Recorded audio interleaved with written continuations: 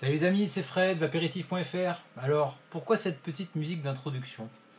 D'ailleurs, je sais pas si vous l'avez bien entendu parce que mon PC bug bien comme il faut.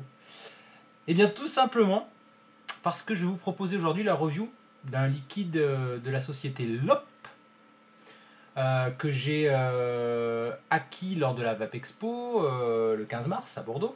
Donc j'ai rencontré le boss de cette boîte sicilienne. Et il m'a proposé 11 ou 12 juices de sa boîte, dont le liquide Marley. Voilà. Alors, je vais vous faire un topo rapidement de la boîte. Marley, bon, pas plus d'indications que ça. Je me suis dit, ouais, ça va être un petit punch jamaïcain, un truc comme ça. Eh ben non, ça aurait dû me mettre la puce à l'oreille. C'est tout vert, Marley. Et puis c'est marqué dans leur petit fascicule. Le Marley, il y a du gazon. Il y a du gazon. Goût jamaïcaine. Goût jamaïcaine, je l'invente pas. Donc voilà, clairement c'est un liquide qui est censé être aromatisé à la weed, au cannabis. Et on va voir ce que ça donne. Donc la société LOP, la SRL LOP, alors j'ai pas encore su pourquoi LOP. Je me demande si c'est pas dû au fait que le gérant de cette société-là s'appelle Monsieur Gregorio Loporto. Loporto. L-O, plus loin, Porto. Lop. Voilà. Bon, c'est une boîte sicilienne et ils sont basés le reste est basé à Palerme en fait. Voilà. Rapidement, je vous rappelle mon système de notation. J'aurais dû commencer par ça. Une note générale sur 20, comme à l'école, qui se décompose en 4 critères. Le premier, historique info, COF2. Qui fait ce liquide-là? Qu'est-ce qu'on apprend en regardant l'étiquette et en consultant le site internet? Qu'est-ce qu'on peut savoir de ce juice-là? Distribution et prix, coefficient 2 également. Où est-ce qu'on peut se le procurer? À quel prix? Et concernant la dégustation, le nez, coef 1. Alors le nez, c'est pas forcément ce qu'il y a de plus important, mais moi, comme j'aborde la dégustation d'un liquide, comme j'aborderai celle d'un vin, bien, dans le vin, le nez a quand même une importance toute particulière. Là, c'est une importance un peu moindre, mais je trouve sympa d'avoir le premier ressenti olfactif et voir surtout si l'essai est transformé ensuite pendant la vape. Donc la vape, on y vient au 4e point, c'est la bouche. Coef 3, parce que finalement, c'est ce qui est le plus important, les sensations qu'on va découvrir en bouche lors de la vape de ce liquide-là. Donc, LOP, boîte sicilienne, c'est tout ce qu'on sait. En regardant le flacon, alors le flacon, c'est un flacon avec une étiquette à l'ancienne, on va dire, hein, c'est pas plastifié ni rien. Donc, hop, voilà. Bon, c'est pas très grave, mais voilà, ça fait un petit peu cheap. On a, alors qu'est-ce qu'on a? La composition, là aussi c'est un peu aléatoire. Composition, propylène glycol, glycérine, glycérine végétale, arôme, eau et nicotine. Voilà, donc pas d'alcool a priori.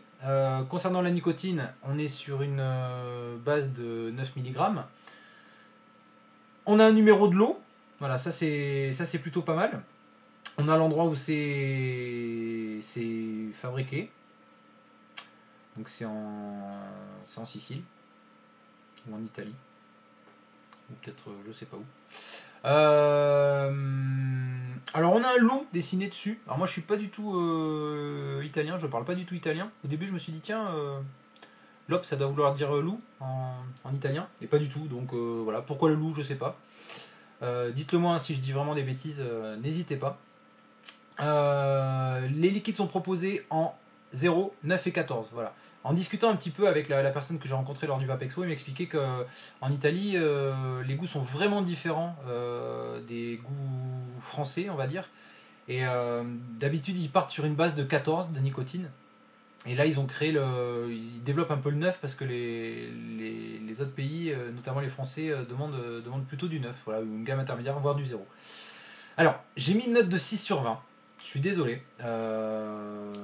J'ai mis une note de 6 sur 20 parce que par rapport au... j'avais commencé à prendre l'habitude des liquides français ou même des liquides étrangers où il y avait beaucoup plus d'informations. Là, il nous manque quand même la composition en propylène glycérine. Moi, j'arrive pas à voir en plus à vue d'œil comme ça en termes de viscosité. Je sais pas, j'aurais dit un 70-30, peut-être un 60-40. Je sais pas, j'ai fait un mail au boss pour avoir un peu plus d'infos. Voilà, 6 sur 20. Bah ouais, là on est bien loin de ce qu'on trouve sur les bouteilles françaises. Et alors, ce qui m'embête un peu plus, c'est que sur le site, donc lopsrl.it, je vous mettrai le lien dans les commentaires, ben, on n'a pas grand chose. Hein. Franchement, on n'apprend rien de plus sur les liquides. En plus, c'est tout en italien. Voilà. Distribution et prix. Alors là, c'est un peu la cata aussi. Coefficient 2.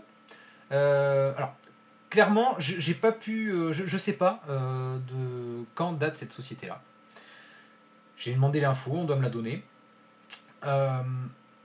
Pour l'instant, ce liquide, sur le site, on voit qu'il est distribué forcément Italie, en Sicile, en Sardaigne, et en Espagne, et vraiment dans le sud de l'Espagne. Pour moi qui suis bordelais, à la limite, ça m'arrive d'aller à la frontière, mais là, il faudra descendre vraiment dans le sud-sud pour s'en procurer. Et puis j'ai pas vu de site de vente en ligne de ces liquides-là. Donc je peux pas vous donner d'infos sur le prix. J'ai posé la question aussi au boss qui doit me répondre. Dans l'état, malheureusement, je suis quand même obligé de donner une note. Je vais donner une note de 5 sur 20 par défaut.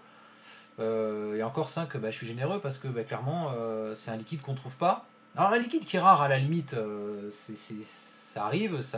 Il y en a qui en font un argument commercial, on va dire, de jouer sur la rareté. Ça peut être le cas des liquides de Murdoch, de Mad Murdoch par exemple, le fluide et autres.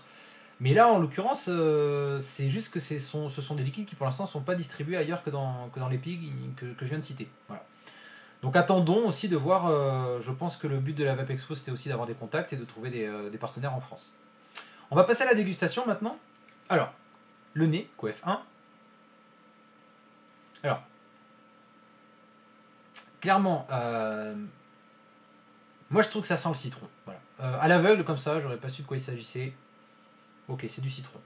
Citron plus quand même une petite note de gazon fraîchement tondu. Ça me rappelle vraiment ça. Vous savez quand on vient de tondre et qu'il pleut juste après ou qu'on est en train de tondre pendant qu'il pleut ou qu'on tond du gazon mouillé. Enfin voilà, vous voyez ce que je veux dire. Donc ça sent voilà, ça sent un peu le gazon mouillé. Gazon fraîchement tondu, mouillé. Pas forcément une odeur moi qui me fait rêver, surtout qu'en plus je suis complètement allergique. Voilà. Ça sent un petit peu frais pour être de la weed, franchement. Ça sent un peu trop le citron à mon goût. Voilà. Après, si on met... Alors, vous inquiétez pas, il y a mes enfants qui pleurent. Je sais pas si vous les entendez. C'est pas grave, ils sont tout seuls, livrés à eux-mêmes. Ne vous inquiétez pas, il n'y a aucun risque. Si on met à part en fait la non-ressemblance avec la weed, bah, finalement c'est un nez qui est pas désagréable. Voilà, on se dit tiens c'est citronné, mais c'est du citron différent de celui qu'on a l'habitude de sentir. Donc j'ai attribué une note de 12 sur 20, Coef 1, parce que bah, le nez est pas franchement ridicule. On va passer aux sensations en bouche. Donc je reste sur un setup basique, un Vamo V2 avec un ProTank Microcoil Fontibio à 1,6 ohm et je me mets à 8 watts. Donc je reste sur ce genre de setup parce que je trouve que c'est assez représentatif de ce qu'ont les gens aujourd'hui. Voilà, c'est pas un mode de folie, c'est pas un montage de psychopathe, donc c'est assez représentatif de ce qu'on peut trouver sur le marché.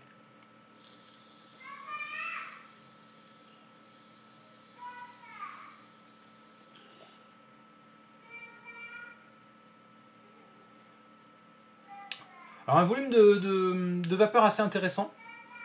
On n'a plus du tout ce goût de citron en bouche. On a quand même une note voilà, très axée gazon.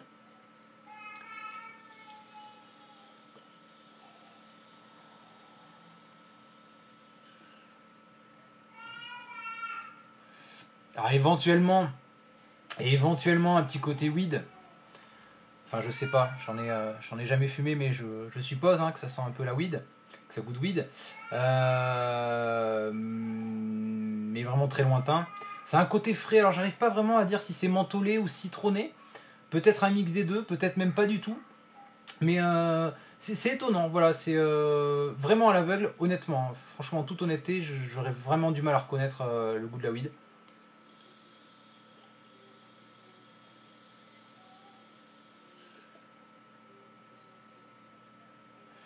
Ou alors vraiment une weed un peu particulière.